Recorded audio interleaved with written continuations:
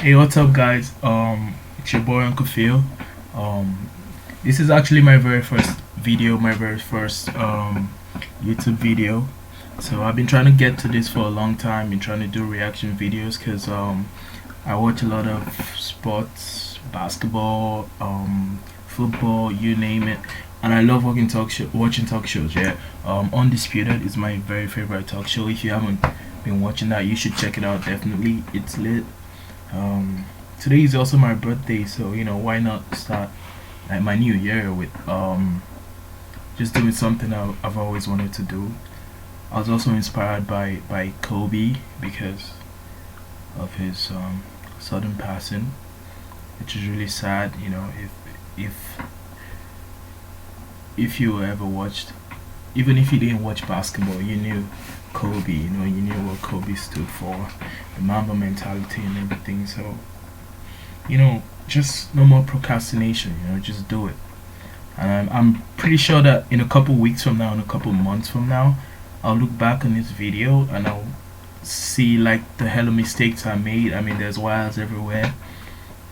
It's probably gonna be really bad quality, but I have to begin somewhere, even though it's trash. Hey, just it is whatever. It is what it is for now. But I have to start. And on that, the very first video I'm gonna be starting with would be reaction video Undisputed, Kobe Bryant, remembering Kobe from Skip and Shannon. Like, there's no better place to start right now. So I'll just hit it, man. Let's go. Let's go. Be meant to you. What are your thoughts? Best talk show on TV right now. What it's gonna be tough, Hands Skip. down. Yep. Because it feels like a family member passed, a real close family member. Because I think the thing is, for the last quarter century, we watched Kobe Bryant grow up before our eyes. We did. We watched a 17-year-old kid come into the NBA and become a champion, become a husband, become a father, become one of the all-time great players in NBA history. And then we watched that career end and transition to another phase of his life. And it looks like he was about to take on that, like he attacked his NBA career. And he was about to be just as great in his second career as he was in his first career. Yes, sir. In this, it's when I got the news, I'm like, nah, somebody, because sometimes you get things like this, somebody's passing, they're like, this can't be true. So I jump on it, I'm scouring. And I don't see it coming across the news anywhere, so I say, there's no way it's true. And then all of a sudden it starts to flow in. And then you realize, yeah, this is true. And yeah, that hit hard though. They say I was 41 asleep. years doesn't seem like a long time. I just woke up in the morning. My dude sent a lot of messages to me on Instagram, and I was opening that. I was like, "What? Kobe? Like, come on, Kobe shouldn't die. Kobe's a legend. It's a very venomous snake. But on what he does, what makes him so dangerous, is that he'll attack without provocation. Kobe Bryant didn't need you to be an enemy on the court to drop 50 on your head. No, sir. Because his mentor, the guy that he admired more than anybody, he hung 55 on Michael Jordan and said, take that with you into retirement. That's the mentality that he possessed every time he took the court. Skip, I had an opportunity to meet him at the Icon Award. And I was talking to him, and I was like, Kobe, you seem so at peace. How many years ago? This was about 2 years ago, Skip. Okay. 2 years, February, it'd be 2 years.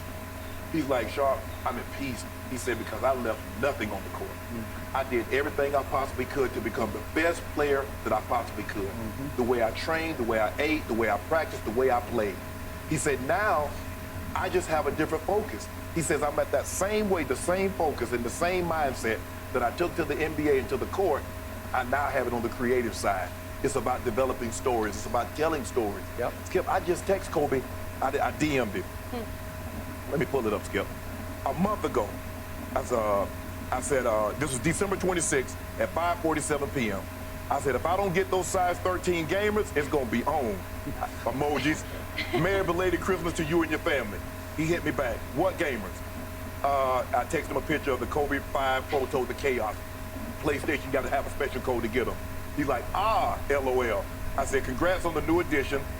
A little King Mamba Jr. keeps saluting you. Hope all is well with you and your fam. He's like, thanks, fam. My princesses are tough enough. Emoji, muscle, love. Beautiful. It really is. Skip.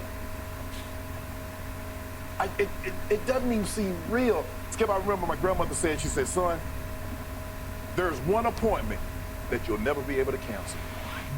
Kobe had That's an no appointment. joke. And people are like, well, why didn't Kobe drive? How many times had Kobe flown?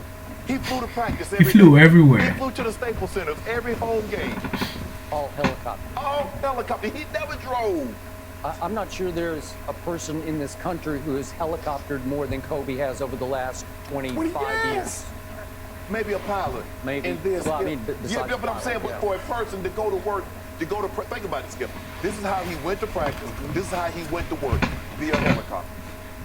It was just his time, and it's so sad. I mean, my heart breaks. I mean, because like I said, to watch him grow up, to see what he became, where he came from, and to see, like I said, man, you're not supposed to mourn. You're not supposed to feel sad. You're supposed to be happy that he's in a better place. And we say we never supposed to question the man above because he knows all. He sits high and he looks low. But man, today, and I think now, Skip, whatever little petty gripes you might have with an individual, family member, friend, I think after what transpired yesterday, I think it's time to set all that to the side. Say, you know what? I got this little petty gripe, but what if that person were to leave? That is without 100% saying, true "I'm though. sorry"? Like, Well, I had we're issues better with my than mom, but I had to just call her up. We Like, miss you, Gigi. We missed the other. what are we seven fighting that also over? It makes no perished in that sense, crash. man. Just, Boy, Skip, this is a sad, I'm sad sorry. day. I know you remember when Roberto Clemente perished in that delivering aid. I will remember when Dale Earnhardt crashed doing his sport. But Skip, the reach now of what the NBA have. You see Neymar, you see Cristiano Ronaldo, you see the guys that he touched. This is Kobe a was parallel. everything. Kobe was His everything. legacy is big. His legacy now is bigger than basketball. It's about the people. It's about the lives that he touched while he played the game that he loved so much of basketball. So, to all your points, all great ones, all deep ones, when I woke up here in Miami yesterday, first thing I did was call my wife, Ernestine, in Los Angeles. First thing she said to me, man, it's so foggy, I can't see across the street. I didn't think anything about it.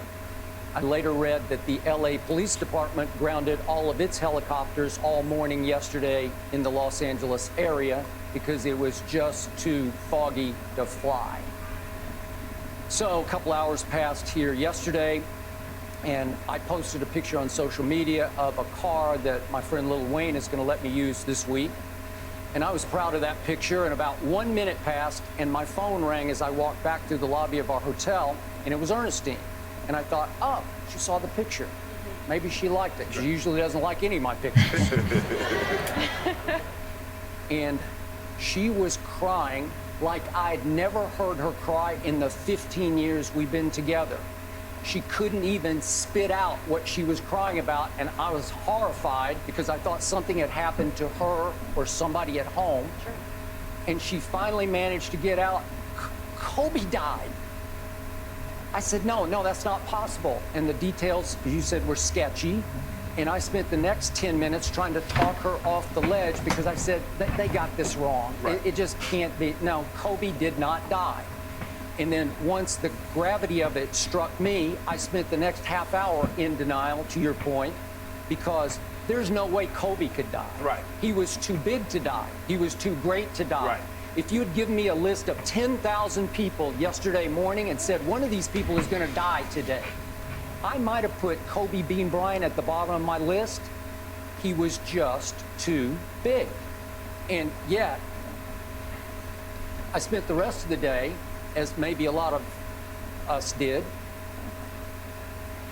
having to come to grips with my own mortality. Because if Yes. he can go, any of us can it's go. 100%.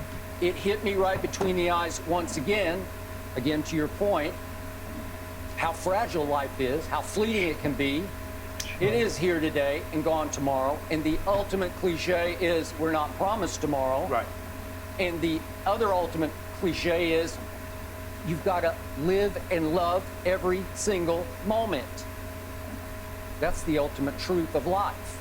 And if there's any silver lining to this, it made us all stop and say, man, am I doing this right? And yet, to your point, again, what hit me hardest was that Kobe was becoming greater in his second career than he was in his first career. And to me, he was becoming so big, he had taken on like movie star status. Yes. Where he was a leading man. He had mellowed to the point that he had become a global icon, like an evangelist for basketball, where he would preach and teach basketball all over the world. Facts. Did you won an Oscar with his first storytelling gig kind of thing there, basketball? A beautiful person to watch, and I always trusted him to react as the ambassador of the game, sort of the conscience of basketball, and I waited for his tweet to put it all in perspective. Right. So to me, losing Kobe at 41 was like losing Michael Jackson at 50, or Prince at 57, or even if I can go back a little blast from the past, Elvis at 42. Definitely worse. But there was one huge difference here. There was an element of self-destruction in all the downfalls you can see of some Michael of those Jackson, Prince, coming. and Elvis, some element of self-destruction. And in this case, this was straight, unthinkable tragedy. Just straight tragedy. Inexplicable tragedy. Depending on how you view it spiritually, as you said, you've got to try to make peace with it in whatever your life view is. You have to. But I can't even fathom or imagine the pain his wife is suffering to lose a husband and a daughter like that. Right. Whew. Boom. No, but Skip, because nobody thinks when you leave the house, because she had kissed Kobe so many times as he left to go to practice, as he left to go to work. I'm sure Gigi, they've taken this helicopter to games and to practice so many times before. Never in a million years did she think this was going to be the last time that she hugged and kissed her husband and her child. You just don't, because you can't. No, but that just goes to show you, Skip, is that this pettiness that we have sometimes, the little silliness. You do get on my nerves occasionally. Today I'm going to let it go. You're going to let it go? I really appreciate that. Yeah. But Skip, the cold and the callousness that he had on the court, the assassin that we applaud him for, once he stepped aside, Skip, you saw a transformation in Kobe over the last decade or so, that he became a much softer person. He was less guarded off the court. Skip, when I met him at this Icon Award in February of 2018, Kobe Bryant had only seen me maybe a handful of times, but he made me feel like he had known me for 20 years. And the way he talked to me, he was just like, I'm like, and I'm looking at it, and you mentioned like he was an evangelist for the game of basketball. Hollywood's biggest and brightest. They wanted to talk to him. They did. You see the way they looked at him, like little kids look at him, and yeah. So like definitely, Kobe's death was way more impactful than the death. And I was a huge I grew up listening to Michael Jackson. Every like song I had as a kid was Michael Jackson or Westlife. So when Michael died, I was also kind of touched. But Kobe was just like out of left field. So it was horrible. If you ever if you ever had any kind of hoop dreams, you cried that day. So but yeah, I also think Kobe should be made the logo. Let me know what you guys think about that. I think that's also another topic for another day. It's been making the rounds in the NBA, so I'm pretty sure like there'll be a show about it in Skip and Shannon. But we should get ahead of it first, so just let me know. I definitely think Kobe should be the logo over Jordan, because I don't know, Jordan is already a logo on his own. Like the Jumpman is recognized everywhere. You don't need to be the logo of the NBA. And yeah, but one thing we can agree upon is that Jerry West has already run his course. I think he's been the logo since 1960 something, probably 1968 if I'm not getting my dates wrong. But yeah, hit me up if you think Kobe or Michael should be the logo. So thank you for hanging in with me. I know it's been a long stream because sometimes the quality gets bad. I haven't gotten all of my equipment together yet, but I had to get this on the way. I had to start procrastinating, so I appreciate everyone that's been with the very first video. I'll remember that. And thank you guys. So we'll be seeing you again. Peace.